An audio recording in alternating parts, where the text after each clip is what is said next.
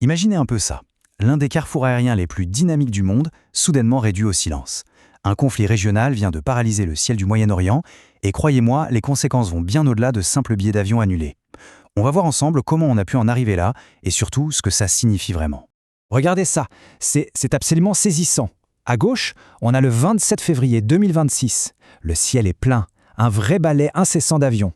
Et à droite, à peine 3 semaines plus tard, le 17 mars, le ciel est vide.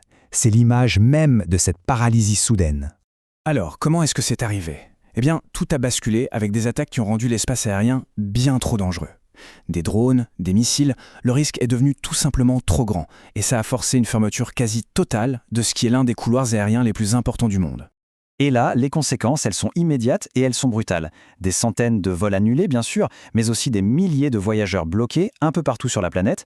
Forcément, les quelques billets encore dispo voient leur prix flamber et en même temps, le coût du kérosène explose. C'est une véritable réaction en chaîne qui frappe tout le monde.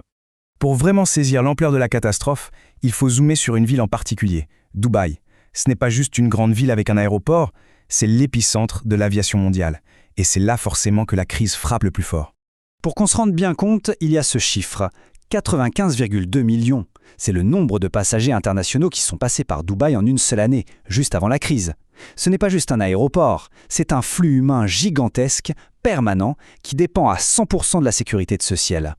Et pour couronner le tout, Dubaï, c'est tout simplement le numéro 1 mondial. Pour les vols internationaux, c'est la porte d'entrée et de sortie du monde. Une position de leader qui aujourd'hui est complètement remise en question. Alors pourquoi est-ce que c'est aussi grave pour eux ? Eh bien parce que l'économie de Dubaï est intimement liée à son aéroport. Le tourisme, à lui seul, c'est un quart de son produit intérieur brut. Donc quand les avions ne décollent plus, c'est tout un pan de l'économie qui s'effondre.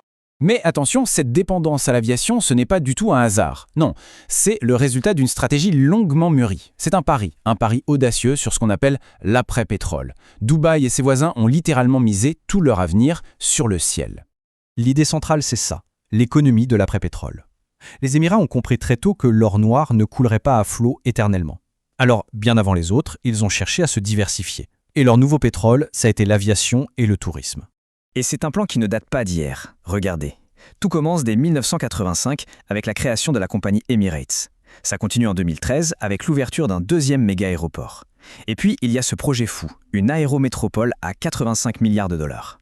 Des investissements colossaux qui, aujourd'hui, semblent terriblement vulnérables. La formule qui a fait le succès d'Emirates, et donc de Dubaï, est assez fascinante. En gros, des subventions publiques pour être super compétitifs, des vols très fréquents avec des avions énormes, des prix attractifs, et le résultat, c'est une croissance exponentielle du nombre de passagers, une mécanique parfaitement huilée, jusqu'à ce grain de sable. Sauf que voilà, l'onde de choc, elle ne s'arrête pas aux frontières du Dubaï. Cette crise, c'est un véritable séisme pour toute la péninsule arabique.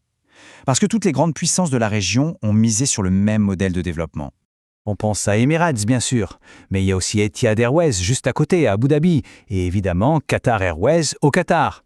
Ces trois géants de l'aérien qui se livraient à une concurrence féroce sont aujourd'hui tous dans le même bateau. Leurs stratégies sont à réinventer. Et ça nous amène à cette phrase tirée de l'essentiel du dessous des cartes qui résume parfaitement la situation. Le business plan devra sans doute être revu. Et ça ne concerne pas que les compagnies déjà installées, ça touche surtout les nouveaux qui arrivaient sur le marché. Là, on voit très bien la différence d'impact. Pour un acteur établi comme Dubaï, c'est une perte de revenus colossale, c'est certain. Mais pour un nouvel arrivant comme l'Arabie Saoudite et sa compagnie Riyad Air, c'est peut-être encore pire. C'est tout le modèle économique qui est menacé avant même d'avoir pu faire ses preuves. Franchement, pour l'Arabie Saoudite, le timing est terrible. Leur compagnie, Riyad Air, venait tout juste de se lancer en 2025. Elle se préparait pour sa toute première grosse saison d'été. Tout ce projet, qui est au cœur de la nouvelle stratégie du royaume, se retrouve complètement gelé. Et tout ça, ça nous laisse avec une question assez vertigineuse. Pour toutes ces nations du Golfe, le ciel, c'était la promesse d'un avenir radieux, l'assurance d'une prospérité après le pétrole. Mais que se passe-t-il quand cet avenir, quand ce ciel devient un champ de bataille ? Toute la fragilité de ces grands projets économiques est soudainement exposée au grand jour.